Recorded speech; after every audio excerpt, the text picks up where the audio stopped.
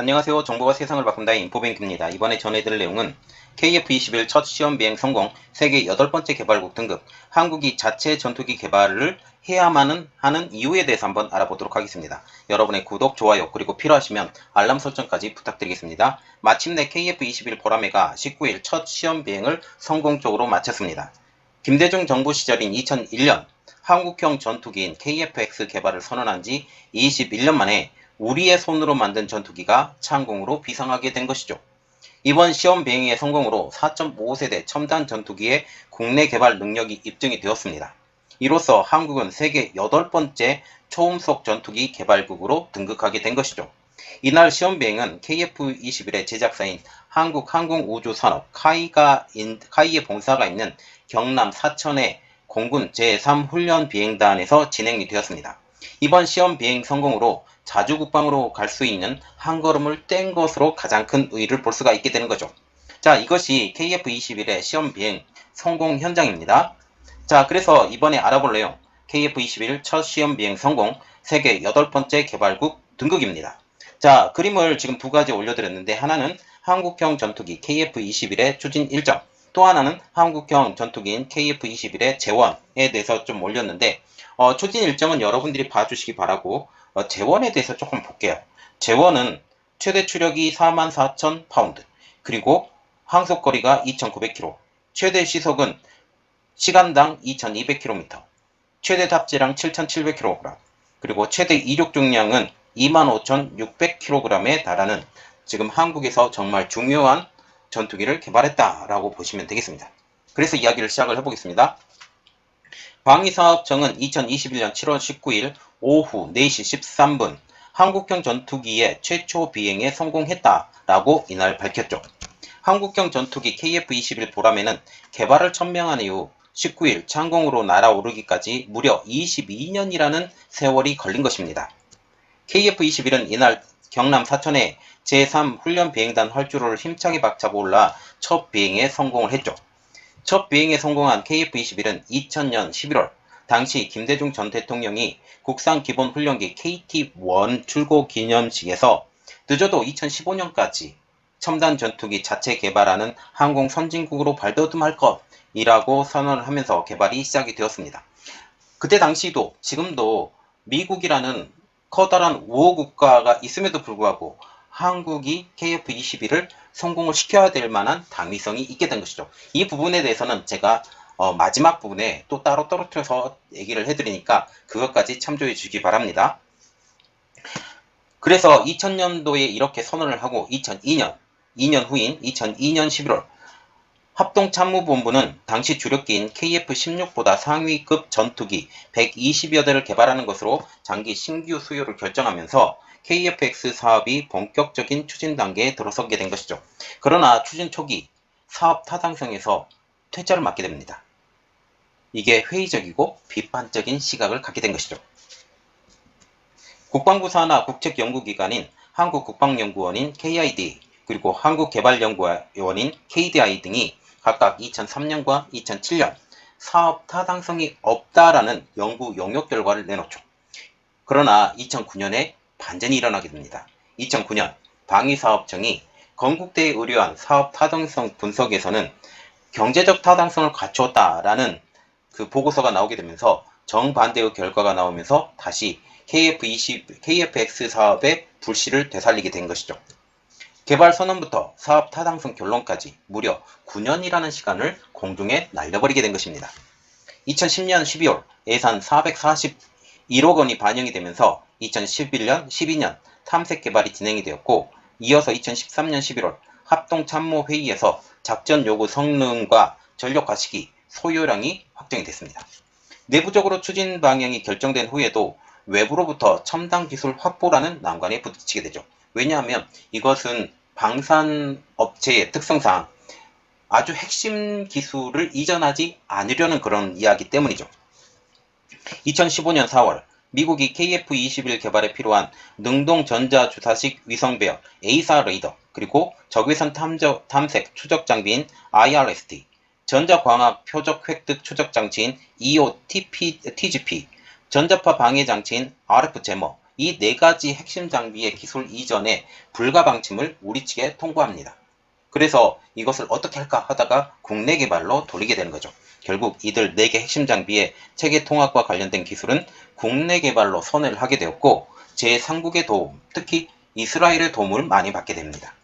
KF-21의 눈에 해당하는 A사 레이더와 IRST는 국내 기술로 개발돼 하나 시스템의 시제품이 시제 1호기에 탑재가 되었죠. RF 제모를 포함한 통합 전자전 체계 EW 수트와 같은 경우는 LIG X1이 시제품을 납품했습니다. 광학 영상과 레이더의 표적을 찾는 EOTGP는 공대지 장비여서 이번에 포함되지 않았지만 2026년 7월부터 2028년까지 진행하는 공대지 전투 능력을 위한 블록 2 추가 무장 시험에 반영이 됩니다. 이때까지 해서 완전히 공대지 전투 능력까지 국산화시키는 그러한 기술이 되게 되는 것이죠. 무장 체계로는 유럽제 미티어 공대공 미사일, 독일 딜사의 공대공 미사일, AIM-2000 등을 탑재할 수 있고 레이시언이나 보잉의 공대지 폭탄, 미사일, 국내 개발 중인 장거리 공대지 유도탄 등을 장착할 수 있습니다. 자, 지금 전체적으로 보면 유럽 제품 그리고 미국 제품이 한꺼번에 어우러지는 이러한 일들이 벌어지게 된다는 거죠. 한국형으로 만들었기 때문에 이게 가능하게 된 것입니다. 이렇게 탄생한 KF의 외형은 5세대에 해당하는 미국의 스텔스 전투기인 F-35A와 비슷한 4.5세대의 전투기입니다. 방위사업청은 2015년 12월 28일 한국항공우주산업인 카이와 체계개발 본계약을 체결하고 체계개발을 착수하면서 KFX 사업에 속도를 내기 시작합니다. 또한 인도네시아와 함께 추진하는 체제 개발인 블록1이 2015년부터 2026년까지 8조 1천억 원, 이어서 2026년부터 2028년까지 추가 무장 시험인 블록2의 7천억 원 등 사업 규모만 8조 8천억 원에 달해서 단군 이래 최대 규모의 방위력 증강 사업으로 불렸죠. 이어서 2016년 3월 체계 요구 조건 검토 SRR에 이어 같은 해 12월 체계 기능 검토인 SFR을 거쳐 2018년 6월과 이듬해 9월에는 각각 기본 설계 검토인 PDR과 체계 상세 설계 검토인 CDR을 수행을 했습니다. 2020년 9월에는 시제기 최종 조립을 시작을 해서 올해 5월까지 순차적으로 비행 시제기 1호부터 5호까지 그리고 구제 시호기 출고를 이미 완료한 상황이죠. 이달 중에는 비행 시제기 6호까지 출고가 됩니다. 그래서 KF-21의 비행 시제기는 이번 올해까지 6호까지 출고가 된다는 사실이죠. 이번에 KF-21의 첫 비행이 성공이 되었지만 8번째 초음속 전투기 개발 국가로 확고히 자리매김하기까지는 아직까지는 갈 길이 멀다라는 분위기입니다.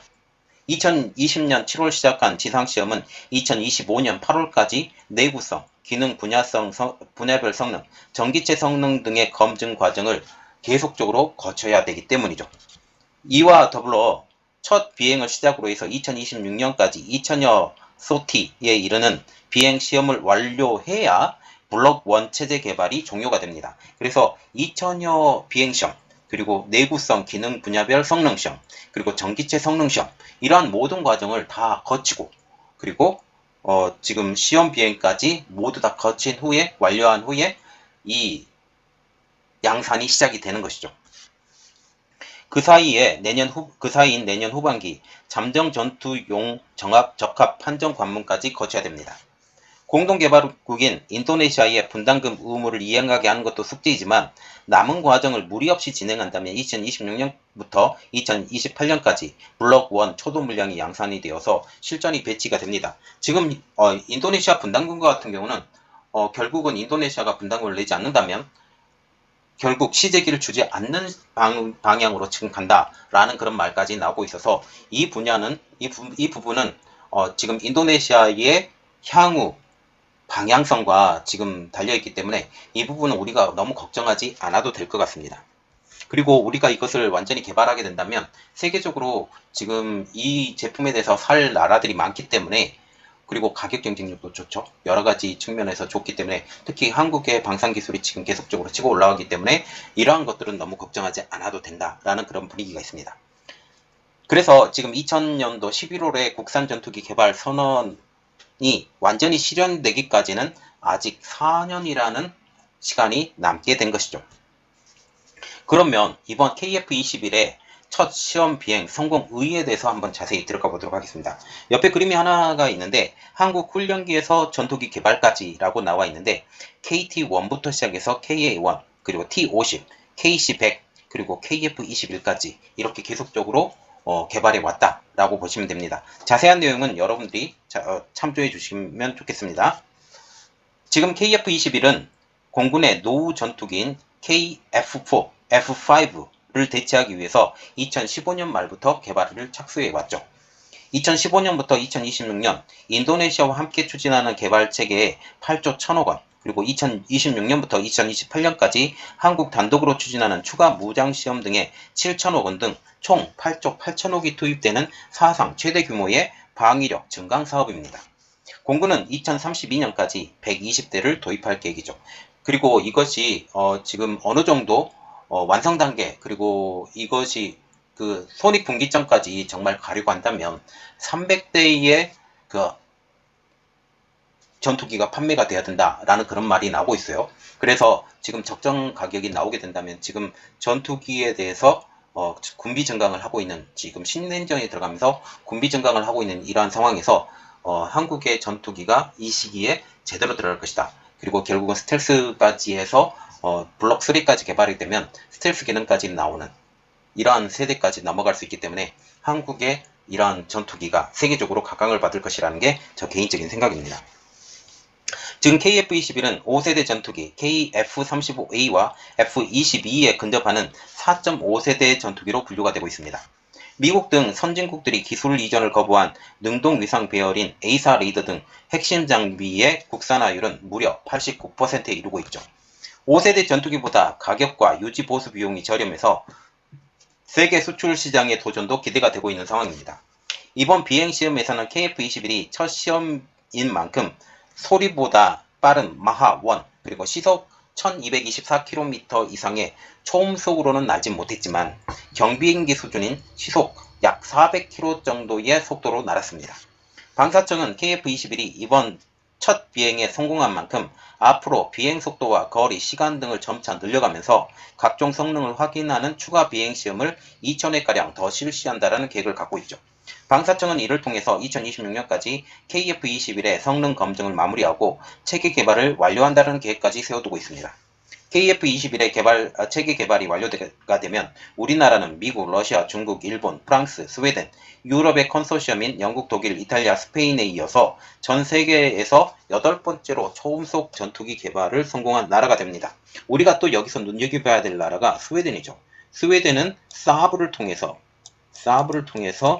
지금 전투기 개발이 됩니다. 그리고 유럽 컨소시엄인 영국, 독일, 이탈리아, 스페인은 이러한 공동 개발을 했지만 한국은 자체 개발을 완전히 완료한 상황으로 보게 되면 되겠죠. KF-21의 폭은 11.2m, 그리고 길이는 16.9m, 높이는 4.7m의 4.5세대 전투기로 분류가 되죠. 최대 속도는 마하 1.81, 시속 2200km, 항속거리는 2900km에 이릅니다. 아직은 초음속 순항이 가능하면서 스텔스 기능을 갖춘 F-35A 등 5세대 전투기에는 다소 못 미치는 성능이라고 분석이 되고 있지만 추후 진화적 개발을 통해서 5세대 전투기 혹은 그 이상의 성능을 낼 수 있도록 한다는 게 군 당국과 KF-21의 제작사인 한국항공우주개발 카이의 목표입니다. 우리 공군은 오는 2032년까지 총 120여 대의 KF-21을 도입한다는 계획을 갖고 있죠. 이를 통해 KF-21은 현재의 F4, F5 등 노후 전투기를 대체하는 차기 전력이 될 것으로 될 전망입니다. 정부와 군 당국은 추후 KF-21 체계 개발이 완료가 되면 그 과정에서 획득한 핵심 기술과 노하우 등을 보다 우수한 전투기를 개발해 나갈 것으로 기대하고 있죠. 방사청은 KF-21의 이날 첫 비행 성공은 국내 항공기술의 새로운 도약과 첨단 강국으로서의 비상을 상징한다라는 의미를 부여하고 있습니다. 그러면 우리가 정말 중요한 것은 이거예요. 왜 한국이 자체적으로 전투기를 개발해야 되느냐? 그 이유는 무엇이냐입니다. 지금 한국은 다행히 이것은 다행이라고 해야 될지 다행이 아니라고 해야 될지 모르겠지만 다행히도 한미 동맹 덕에 우수한 미국산 전투기로 항공 전력 대부분을 채울 수 있었습니다.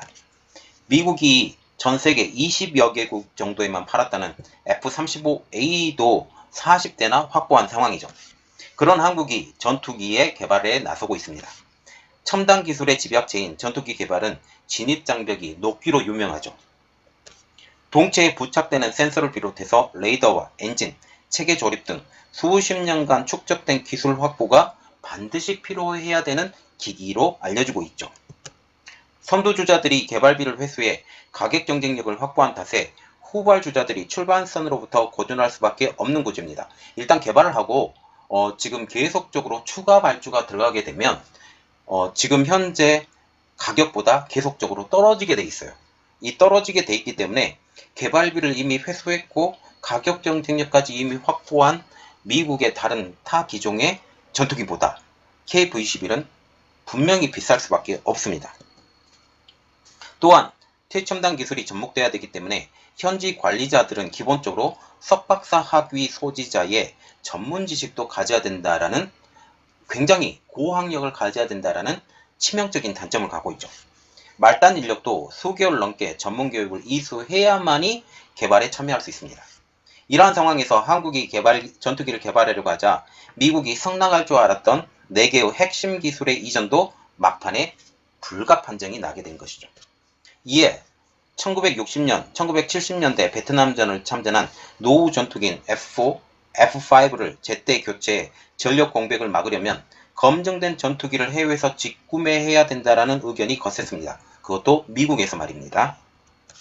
시간과 개발 비용, 시장 경쟁력 등을 감안할 때 전투기 개발은 실익이 없다라는 판단 때문이었죠. 이미 전투기 시장에서 개발국이 12개나 될 정도로 레드오션인 게 지금 전투기 개발입니다. 미국에서 성능이 검증된 전투기를 사오는 게 더 쉽고 더 저렴하고 더 안전한 선택이라는 거죠. 그러나 문제는 무기 판매국인 미국의 콧대가 높다라는 점입니다. AS, 워런티 정신이 제로에 가깝다라는 것입니다. 2019년 3월 한 대당 1,000억 원을 들인 F-35A가 국내에 처음 들어왔을 때에는 당시 우리 공군 수뇌부는 보안 절차 때문에 곧바로 전투기 실물을 보지 못하는 상황까지 벌어지게 된 것이죠. 미국이 전력 노출을 이유로 보안을 까다롭게 요구했기 때문입니다. 그래서 돈을 주더라도 그들이 슈퍼 을이 되는 거죠. 지금 ASML의 노광장비와 똑같습니다. 그들이 주고 싶으면 주고 말고 싶으면 말고 그리고 보안 문제로 우리가 좀 늦게 보내겠다. 이것을 들어주지 않으면 우리는 못 보내겠다. 돈을 줬음에도 불구하고 이렇게 으름장을 놓게 된다는 거죠. 그간 미국에서 들여온 전투기 대부분 이러한 비슷한 과정을 겪었습니다. 우리 돈으로 사온 전투기이지만 우리 마음대로 운영하지 못했다라는 이야기죠. 고장이 나도 핵심 부품을 건드리지 못한 채 일일이 미국에 문의해야만 했고 허락을 받아야만 했습니다. 그리고 한국에서 수리조차도 하지 못하게 만들었죠. 수리비는 물론 성능 개량 비용도 미국에서 부르는 게 같습니다. 바가지를 씌워도 꼼짝없이 가만히 있어야 된다는 것도 커다란 단점이 되었죠. 전투기의 총 운영비 가운데 최초 도입비는 불과 30%에 불과하고 나머지 70% 정도는 유지 보수 비용일 정도로 지금 유지 보수비의 비용이 너무 많이 드는 것으로 알려지고 있습니다. 그래서 30% 정도, 그래서 2배 이상이 도입 비용보다 2배 이상의 가격이 유지 보수 비용으로 나가게 되는 것이죠. 전투기는 한번 구매하면 보통 30년에서 40년 정도를 실전에 배치하는데 구입비보다 보수 비용이 더 많은, 즉 배보다 배꼽이 큰 상황이 발생하게 된 것이죠. 일례로 2011년 F-15K에 장착된 타이거 아이가 작동되지 않아서 수리를 요구하자 미국이 봉인이 훼손됐다라고 하면서 한국이 기술 도둑질을 하려 했다라고 모함했던 서러운 기억도 있습니다. 그뿐만이 아닙니다. 우리가 개발한 미사일 등 무기 체계를 전투기에 장착해 테스트하려고 해도 미국의 눈치를 무조건 봐야 되죠. 무기 체계의 개발도 이 때문에 더딜 수밖에 없습니다. 우리 무기 체계를 우리 항공기에 우리 전투기에 실을 수 없다라는 치명적인 단점을 갖고 있는 것이죠. 이는 집을 샀지만 집주인이 아닌 계속 세입자 신세로 머무는 것과 같습니다. 이런 문제들이 결국 우리 손으로 독자 플랫폼으로 개발하면 모두 해결되는 문제가 되는 거죠. 미국의 눈치를 전혀 볼 수 없고 우리가 직접 개발했기 때문에 우리가 원하는 대로 원하는 입맛대로 수정하고 바꾸고 이 모든 것들이 가능하다라는 거죠. 전투기 개발까지는 비용이 많이 들지는 모르지만 운영비는 저렴해지고, 왜냐하면 유지 보수 비용 자체가 어마어마하게 다운이 되기 때문입니다. 그리고 수리는 물론 우리가 개발한 무기를 자유롭게 장착하고 탈착할 수 있게 되기 때문이죠. 방산업계 관계자는 과거 미국이 T-38 탈론 그리고 영국의 T-59 호크 훈련기를 사용할 때는 한 번 고장나면 훈련기를 해외에 보내 수리에만 6개월에서 1년 이상 걸려 속이 타들어갔다 라고 하면서 때문에 수리에 대비한 여유분을 10대 이상을 더 구매해야 됐다라고 볼멘소리를 했습니다. 즉 불시의 상황을 대비해서 필요 이상의 비용을 주고 여분의 전투기, 비행기를 샀다라는 거죠. 그는 이어서 하지만 T-50을 개발한 이후에는 문제가 생겨도 경남의 사천에 있는 카이에 전화하면 하루 이틀이면 해결된다라고 강조했습니다. 훈련기와 같은 경우는 T-50이 우리나라 훈련기로 개발이 되었죠. 이전에 외국산, 특히 영국산과 미국산 훈련기를 사용했을 때 이것을 과외로 많이 구매를 했다라는 그런 내용입니다. 군 당국이 온갖 수모와 난관을 겪고 KF-21을 개발을 나선 이유도 이 때문이죠. 그래서 그들은 이렇게 이야기했습니다. 못할 줄 알았는데 결국 해냈다. 2001년 김대중 대통령이 국산 전투기 개발의 필요성을 언급한 이후 시제기가 출고되기까지 20년 이상이나 걸렸고 드디어 하늘을 날게 되었습니다. 미국이 이전을 거부한 핵심 기술들도 우리 손으로 모두 해낸 상황. 방위사업청과 카이 개발진 말대로 한국형 전투기 사업은 세계 최고의 전투기를 만드는 사업이 아닙니다. 세계 최고의 전투기는 미국이 개발하라고 하세요. 한국은 미들급으로 개발하면 됩니다. 우리의 독자 플랫폼을 확보하는 게 최우선 목표라는 것이죠. 플랫폼 기반 위에 미사일도 개발하고 전투기 성능 개량도 하게 되면 이것을 지속적으로 해나가게 되면 결국은 한국은 세계 최고의 전투기 개발 국가로 남게 되는 것이죠. 드디어 첫 번째 시험 비용이 이번에 성공했습니다. 이를 통해 세계 속의 전투기로 한국이 성장하길 바랍니다. 자, 지금 보시면 이번 첫 번째 시험 비행의 성과는 정말 미미해 보일지도 몰라요. 결국 그렇게 속도도 빠르지도 않고 마하에 진입하지도 않았다. 그러나 이제 2000번 이상의 시험 비행을 계속할 것이고 여기에 성능 개량 그리고 내구성 테스트 여러 가지 테스트를 완벽하게 구현하게 되면 한국은 세계 8번째로 초음속으로 들어가는 전투기를 개발하는 국가가 될 것이다 라는 그런 내용이죠. 이것을 통해서 이번에 제가 이런 말을 들었어요. 엔진까지도 우리나라가 직접 개발할 것이다. 향후 이렇게 되면 향후에 한국형 항공기, 한국형 이 보조기들이 여러 기종들이 나오게 될 것이다 라는 그런 말들이 나오고 있습니다. 이것을 통해서 한국의 항공기술이 세계적인 항공기술로 되기를 바라겠습니다. 이번 내용은 여기까지 했고요. 저희 내용이 여러분들에게 도움이 됐다고 생각을 하시면 구독과 좋아요 그리고 알람 설정까지 부탁드리겠습니다. 감사합니다.